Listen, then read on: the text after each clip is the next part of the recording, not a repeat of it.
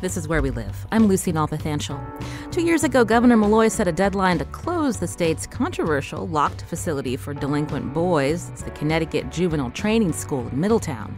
Coming up, we get an update on where the plan stands. The Hartford Current's Josh Kovner will join us. His latest story raises questions about where teens will end up after January 1st, the date when the training school will no longer admit additional youth.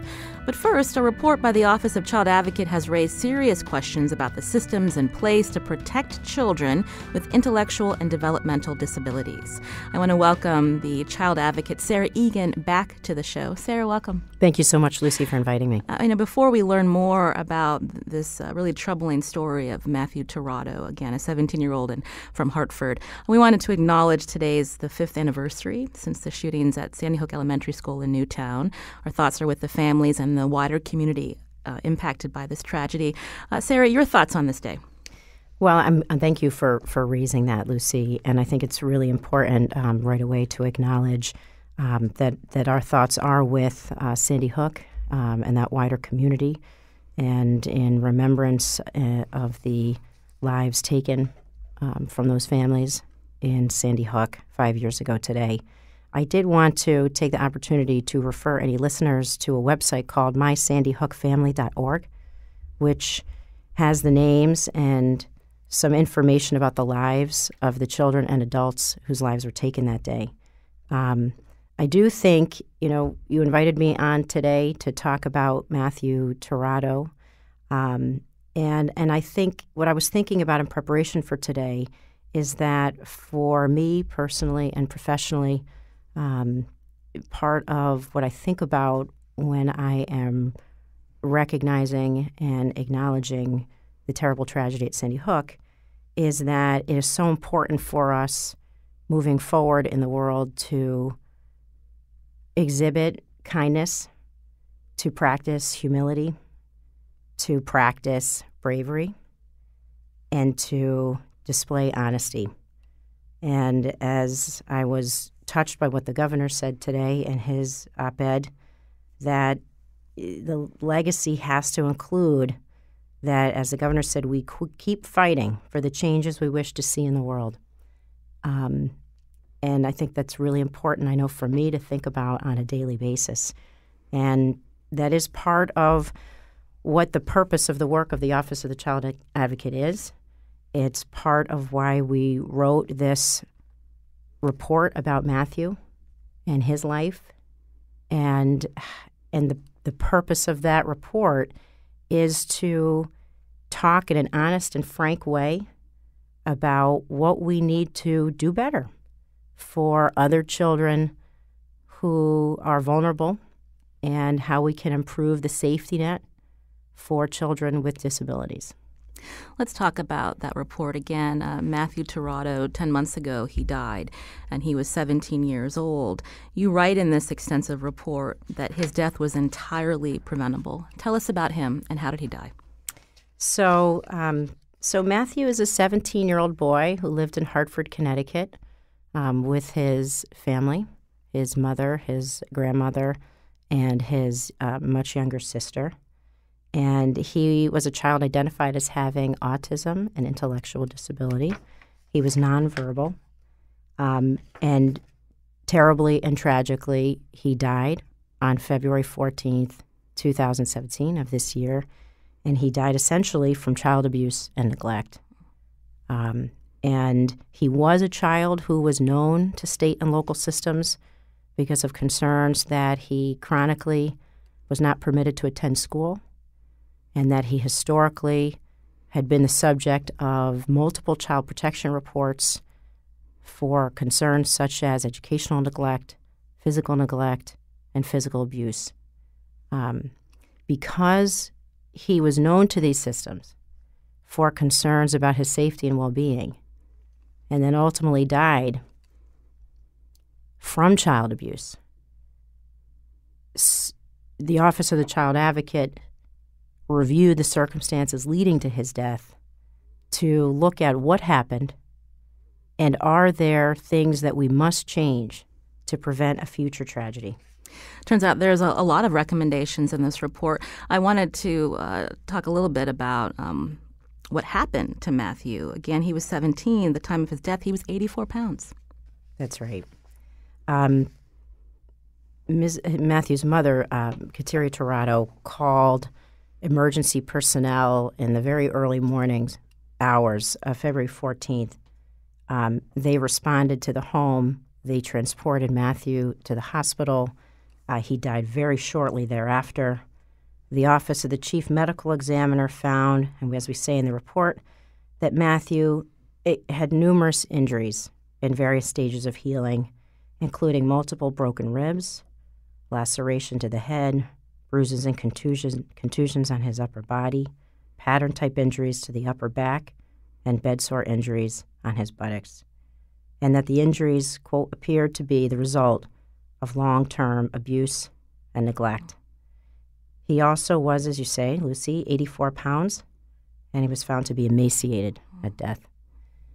You said that this abuse and neglect that Matthew experienced, he was known to various systems. Let's talk about the specific systems that knew about Matthew Tirado and his mother, these abuse and neglect going back to 2005.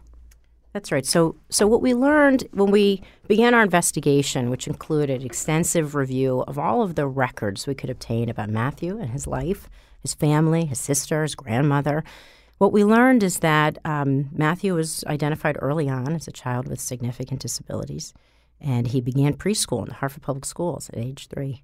But that his entire life, he was often not in school, that there were repeated child protection concerns from 2005 to 2009 that were brought to DCF by Hartford Public Schools, ranging from concerns about Matthew's not coming to school, Matthew's missed 50 days of school, Matthew's missed 40 days of school.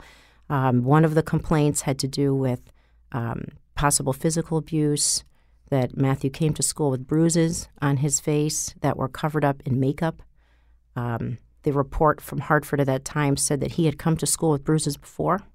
Doesn't look like the district had called those prior concerns in, but that this time they were particularly concerned because makeup covered his face. And then there was a long period of time. In each of those investigations, child welfare would investigate. The mother would deny concerns. If the child wasn't going to school, he began to go to school a bit more, and so the case would close out very quickly, only to usually come back again the next year. From 2010 to 2014, to October 2014, there were no reports, right? So that's a big gap. What we learned, and then there were 5 more reports between October 2014 and May of 2016, all made by the Hartford Public Schools, this time about both Matthew and his sister for educational neglect, and one for physical abuse of Matthew's sister. And that lull, we look at that lull, Lucy, from 2010 to 2014, what we learned is that for big chunks of time, Matthew wasn't in school at all, right? So people listening might find that really surprising, that a child that was enrolled in school was not in school. There was no follow-up? So there's a couple different things that happened, right? I mean, this is really what we were digging into. So there's one period of time where Matthew was removed from school for more than 2 years. And in fact, during that period of time, his younger sister was enrolled in kindergarten in the same school district.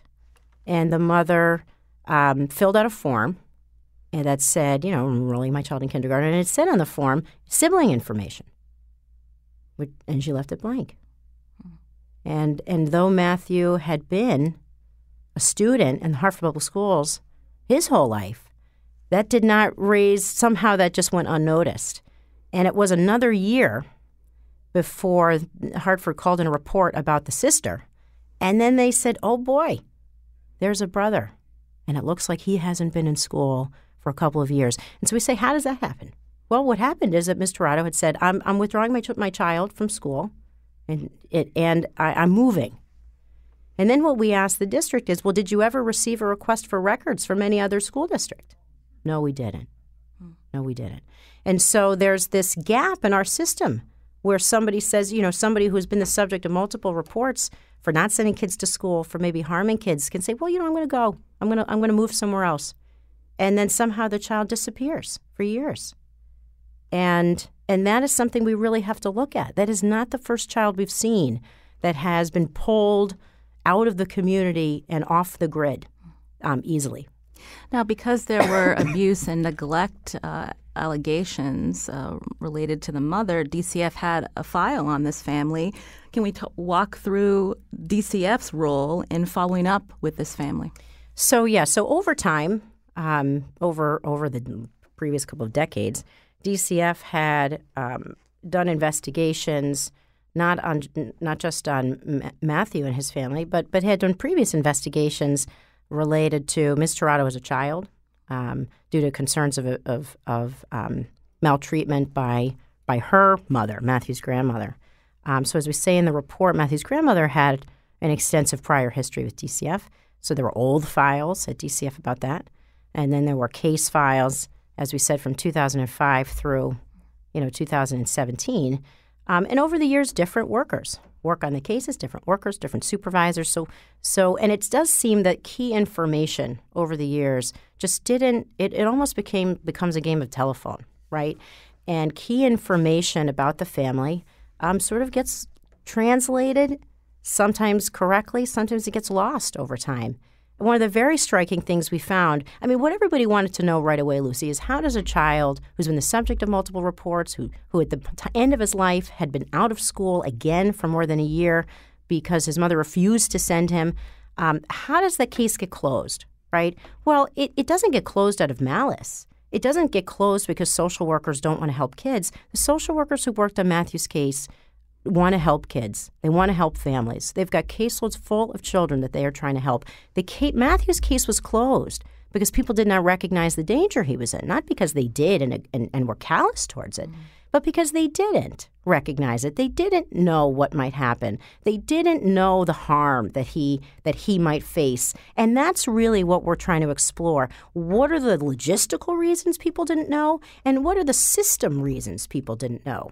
And one of the things we learned is that just one of the logistical reasons is there were a lot of risk factors about this family that we were able to see when we combed through the records that the last workers and supervisors assigned to Matthew's case in 2016 and early 2017 didn't even know. They didn't know that Matthew's mother had herself been a victim of prior maltreatment.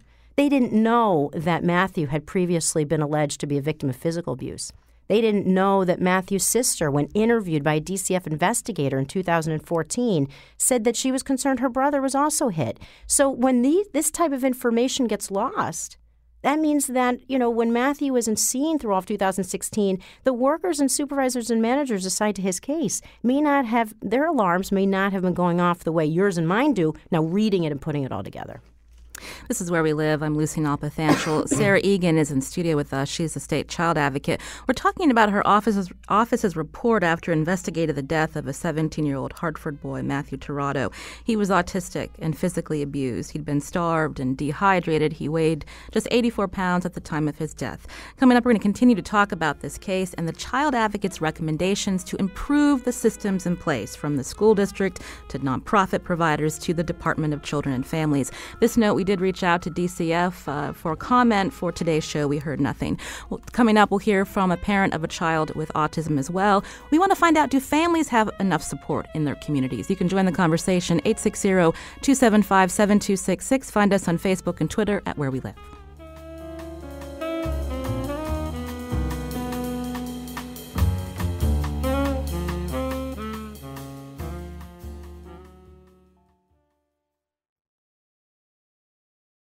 This is Where We Live. I'm Lucy Nalpathanchel. We're talking with the state child advocate today. This week, Sarah Egan's office released its report after investigating the death of a 17-year-old teen with autism. His name was Matthew Tirado. He died from starvation, dehydration, and child abuse.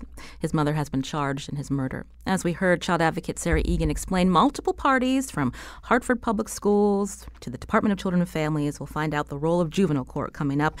We're supposed to help Tirado. How can these agencies avoid another story like Matthew's? That's what we're talking about today. You can join the conversation too, 860-275-7266. Sarah, your report is extensive. We don't have time to go through all of it. But what are some steps to move forward? Because we've identified some big gaps. So, yes. So one of our key findings is that the safety net for children with disabilities needs to be improved, and that the various agencies, state and local, that served Matthew, and that includes every system we identified, needs to improve their knowledge, their competence, their capacity to protect and serve children with complex and, in particular, developmental disability. And that means things as specific as social workers being trained to investigate allegations of child abuse and neglect that involve children with disabilities, like Matthew, who can't talk. It means that school systems who have children that are chronically absent, as they develop their strategic plans to reduce chronic absenteeism, that those plans have to be competent and speak to the needs of various children, including children with disabilities and their families, and the myriad reasons that a child with a chronic disability may not be attending school. Which is not always abuse and neglect, maybe fears of the parent about how the child is served. Lawyers for children. Matthew had a lawyer assigned to him. His only job was to protect Matthew. Matthew didn't know he had a lawyer. And Matthew wasn't allowed to see his lawyer through no fault of his own, and in part through no fault of the lawyer's own. However, the lawyer's job was to take steps to protect Matthew. That did not happen here, right? I wanted some clarification. I'm looking at the report. In January of 2017, DCF administratively closed its case on this family. How did that happen? So, cases closed for, a couple of reasons. One, there are no safety concerns known to the family. And two, there's a feeling that the tools to help the child and family have been exhausted.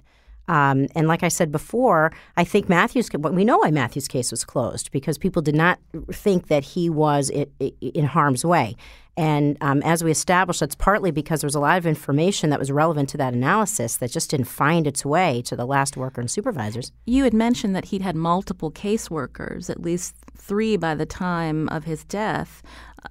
Had they ever seen Matthew? So, yeah. So the mother cut off contact with DCF in March of 2016.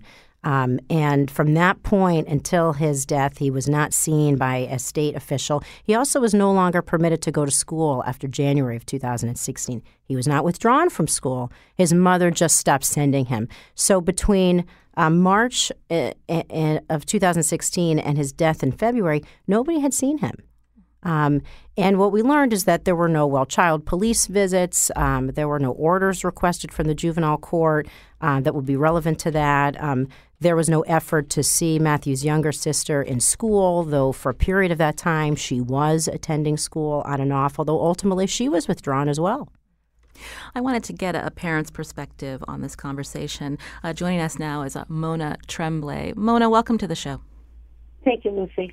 You've been an advocate for a long time. One of the reasons you're the mother of 2 children with autism. Can you walk us through your reaction to the story and this idea, this suggestion, recommendation from Sarah Egan that the safety net for children with disabilities, it's not strong enough?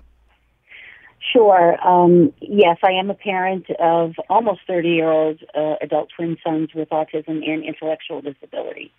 And suffice it to say that it is a daunting task to parent children with complex special needs.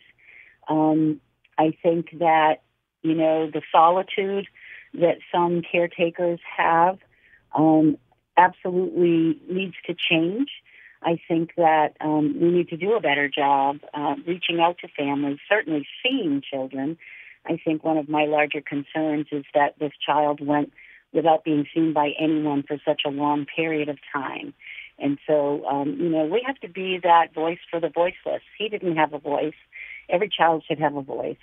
Every mother should know that there are places and resources that they can access without, being concerned about, punitive damages. So we know that people fear some of our child protection systems, but, we need to, make these families feel cared about. We want to make sure that they can get access to services that they desperately need.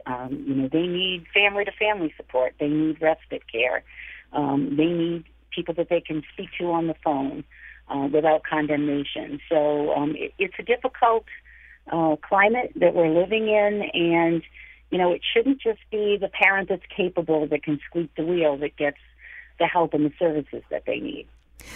Sarah Egan again is in studio with us, a child advocate for the state of Connecticut. We mentioned the Department of Children and Families, the judicial branch, Hartford Public Schools. There are other agencies in the state that can help families in need, including the Department of Developmental Services. Were they involved at all? Should they have been? So they were not involved. In fact, Matthew was never referred to the Department of Developmental Services, right? And so what we know about our current serving system is that, really just because of how it operates, it can tend to operate in silos, and we need to break down those silos to help families. We need to break down those brick walls that we run into to better serve children and families. And there are things that we can do, Lucy, right? We can provide additional training and resources for child protection workers. We can create plans in schools that are cognizant and competent about the special needs of families who have children with complex disabilities.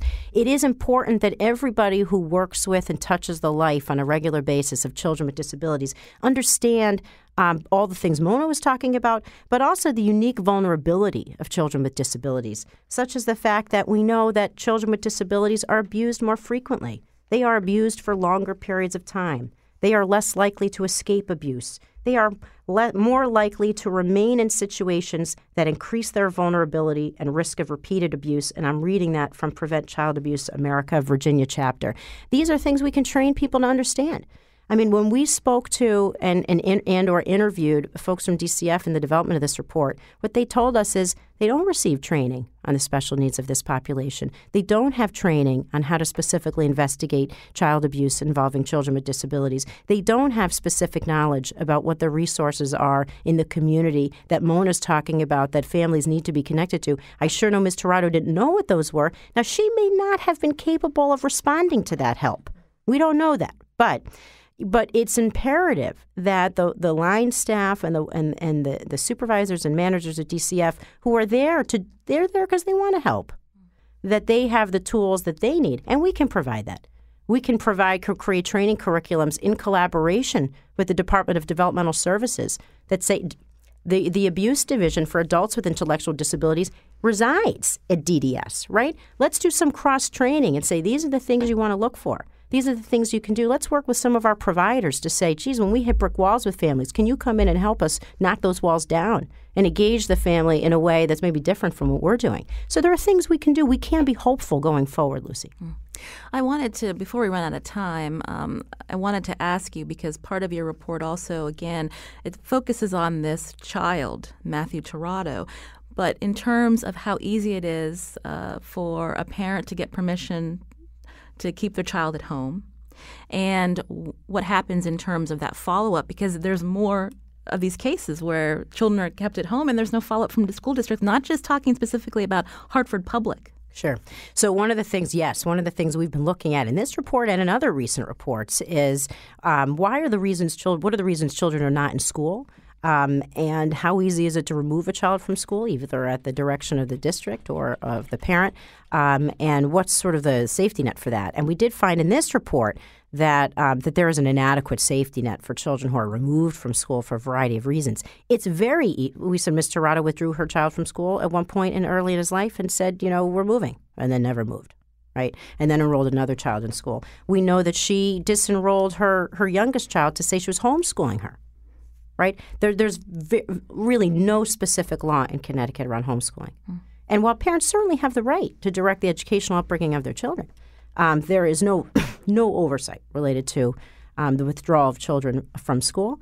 And then we know separately, we've done a recent report on children who are homebound from school, and that's a separate mechanism that we can talk more about, that we also found, there were a lot of kids, and that needs more oversight as well. Sometimes there are valid reasons a child cannot be in school for a short period of time, but we need to be looking at those numbers and making sure that, we're outreaching to families who have children like Matthew.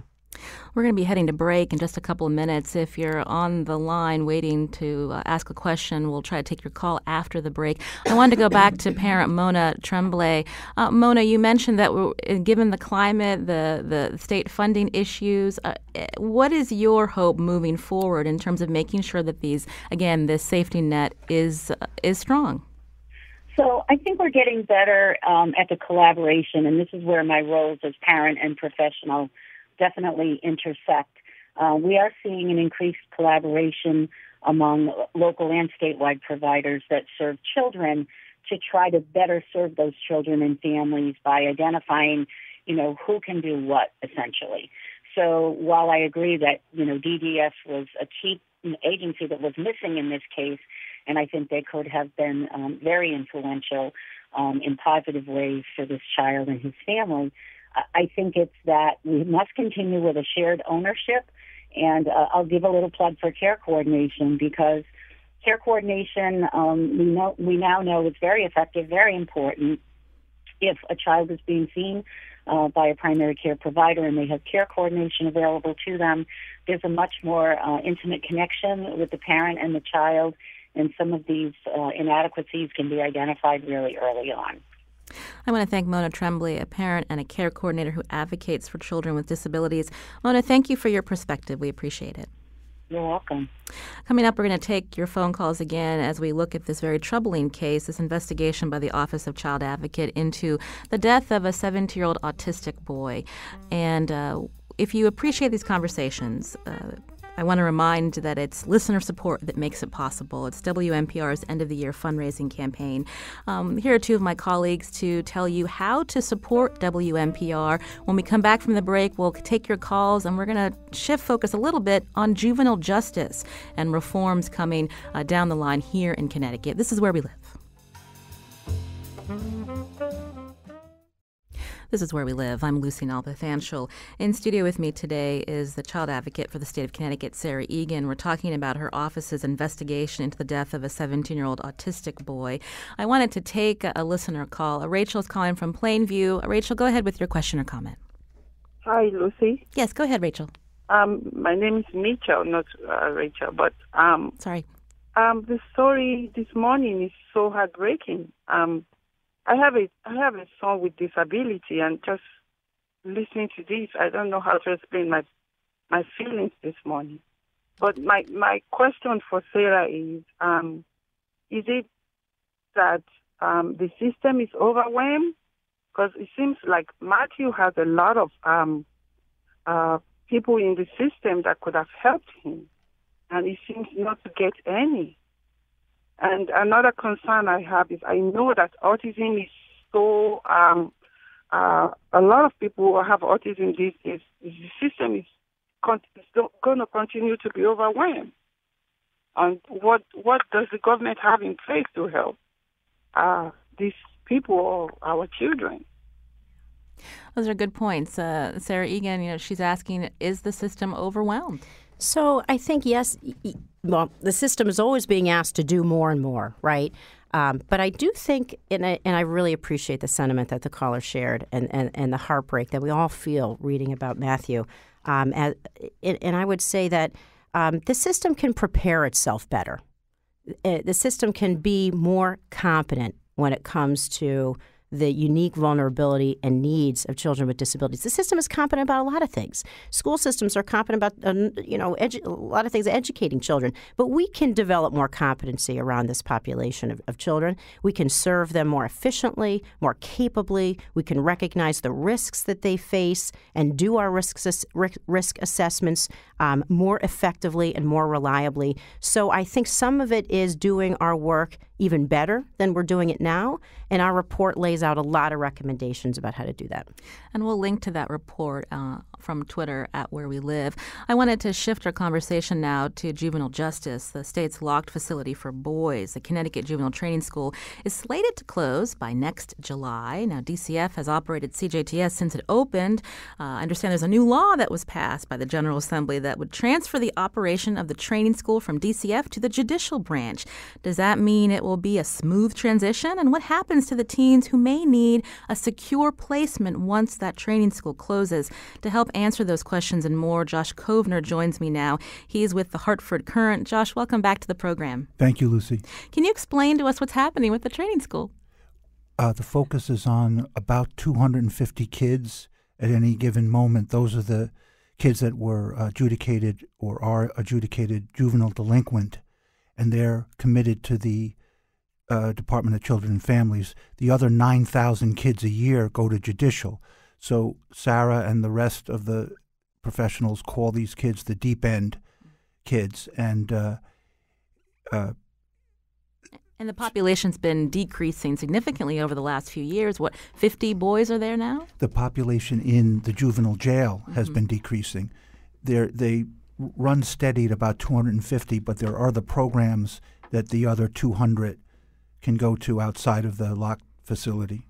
Can you explain to our listeners, because I thought it was pretty confusing with all of the late budget wrangling going on with the General Assembly, how there was a transfer of who's going to be operating the school to the judicial branch. Can you walk us through that? Well, they're the big end of the funnel. They get the 9,000 or so kids a year. Only the deep end kids were handled by DCF, so they're going over to judicial, and judicial is putting out requests for a couple, 2, 3, maybe smaller locked facilities, which has been on the radar. When this was built by the disgraced Rowland administration, when Rel came on, she said, okay, let's close it and let's have some regional, smaller locked facilities with intense mental health. But the political will to make that happen fizzled, and we were left with another decade of the juvenile jail, which was built with 250 cells. Now most of them are papered over with art murals. Now, you wrote a story recently that raises questions about what happens after January 1st. DCF Commissioner Joette Katz kind of unilaterally, defensively, and within her authority, closed admissions starting January 1. So there's at least a 6-month period where even judges don't know where the kids who do need that locked program for a time to stabilize, what will happen to them. Sarah Egan is with us again, the child advocate for the state of Connecticut. And Josh laid this out pretty well in terms of this is a small number of youth that are adjudicated to the training school. But when we talk about these kids, let's talk about their backgrounds and, what is common for many of them and why they're even there.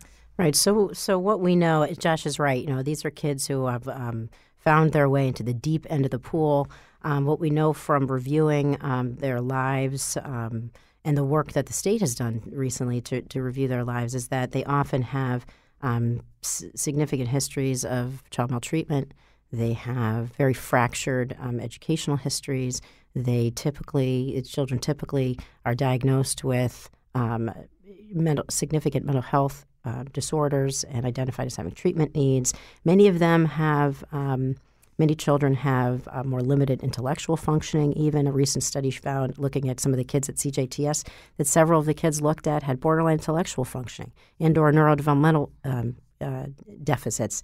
And so, I think that we have to know that we have to know who these kids are in order to be able to serve them more and their families more capably, right? Many of the kids at CJTS have had a history of having an incarcerated parent, have a parent with their own substance abuse and mental health issues. So this is a population that a lot of states are trying to get better at serving. And I think the one thing we do know is that larger scale, more juvenile prison-like institutions around the country have not been effective in reducing, in improving public safety and increasing juvenile rehabilitation, and that the movement around the country has been to smaller community-based programs and more individualized treatment as a way to improve public safety. Josh Kovner with the Hartford Current. Is there a concern that after January 1st, if a child is adjudicated delinquent, they need a secure placement, there is no room at a particular program in Connecticut, could they be sent out of state? That's what the public defender said at a recent meeting, concerned about out-of-state and concerned about perhaps more adult transfers to adult court when it wouldn't be absolutely necessary.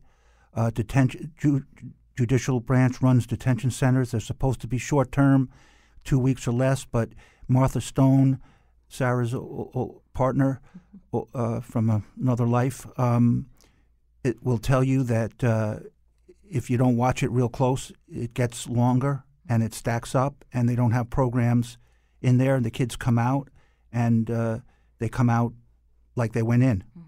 Sure. Well, I guess what I'm having trouble understanding is, we know that Governor Malloy back in late 2015, said that he wanted the training school to be closed by July 1st, 2018. And now we're hearing through your reporting, Josh, that the judicial branch may not be ready for these transfers, and we don't know where the youth will be placed. It's not like this was coming out of nowhere. The juvenile jail has been nothing but a lightning rod for controversy. It's been difficult to run. $500 million probably has been spent. The videos that were released showing that restraint was not the last resort but the first resort. There were prone restraints that are prohibited for private providers, but DCF was using them. Then they stopped using prone restraints. So it's not the only thing that has kind of backed up to a deadline. Sarah Egan, it was your report into restraints and seclusion that Josh is referencing that really got a lot of attention on what was going on within the training school. What's your reaction to, again, we're getting close to this deadline and there still seems to be a lot, it's in limbo. Right. So I think that we have a lot of work we still need to do, right? And I do know there's a lot of really good people working on this.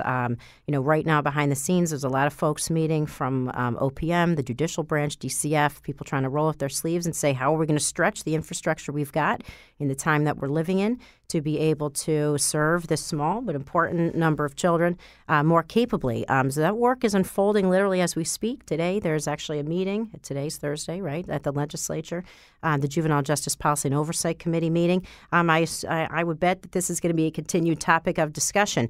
There are a lot of people that bring a lot of expertise and a lot of will and a lot of engagement to the table. We're going to have to stretch our infrastructure here to meet the needs of children in their communities. And, I think people have a lot of open questions right now, and hopefully we'll continue to put those answers on the table. We're talking about the future of the Connecticut Juvenile Training School with Sarah Egan, the child advocate for the state of Connecticut, also Josh Kovner, reporter at the Hartford Courant. If you have a question or comment, 860-275-7266. I wanted to go back to something you said, Josh, with this plan that was supposed to be in place to close the training school. Again, there's lots of discussion on trying to find alternative interventions in the community, possibly a secure or locked facility for the small amount of youth that may need it. But does NIMBY play a part in this? That the communities don't want this facility or smaller unit in their community? As usual, you put your finger on it. When Governor Rell said close it and make smaller places, sounds easy, but Bridgeport screamed because Bridgeport has more than its share.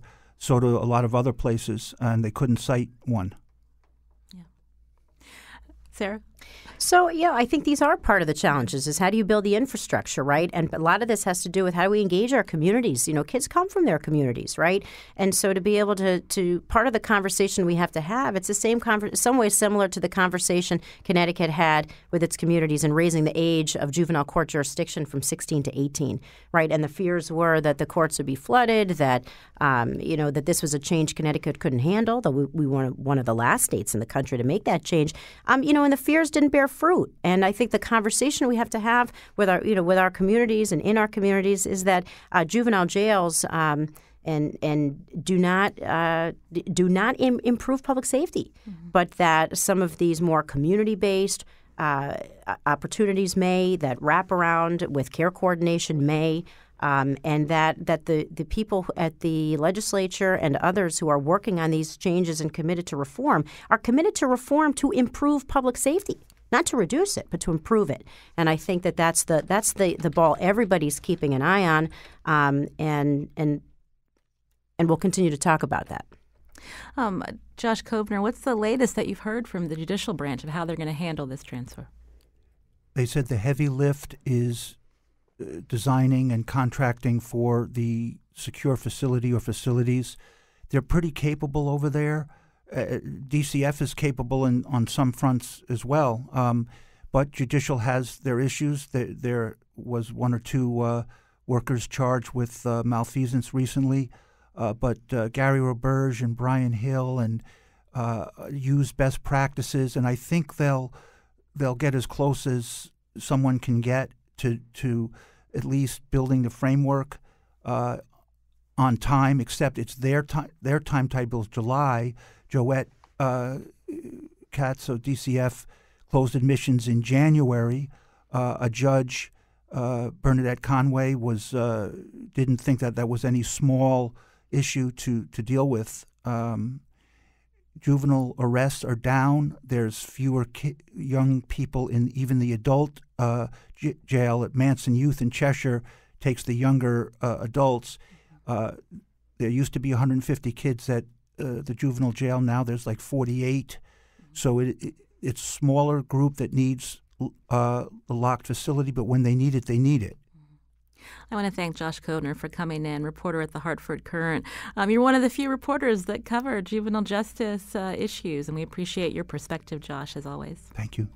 And child advocate Sarah Egan, we want to thank you for coming in and talking about this latest investigation into this very tragic story involving a 17-year-old boy with autism. Thank you, Sarah. Thank you, Lucy. Today's show produced by senior producer Lydia Brown. Special thanks to producer Carmen Baskoff and technical producer Kyone Wolf. I'm Lucy Nalpathanchel. If you appreciate the conversations we have here on Where We Live, the programs on WMPR, going past the headlines with analysis, information that help you understand what's happening here in Connecticut, we ask you for your support. Here are two of my colleagues to tell you how, and thanks again for listening.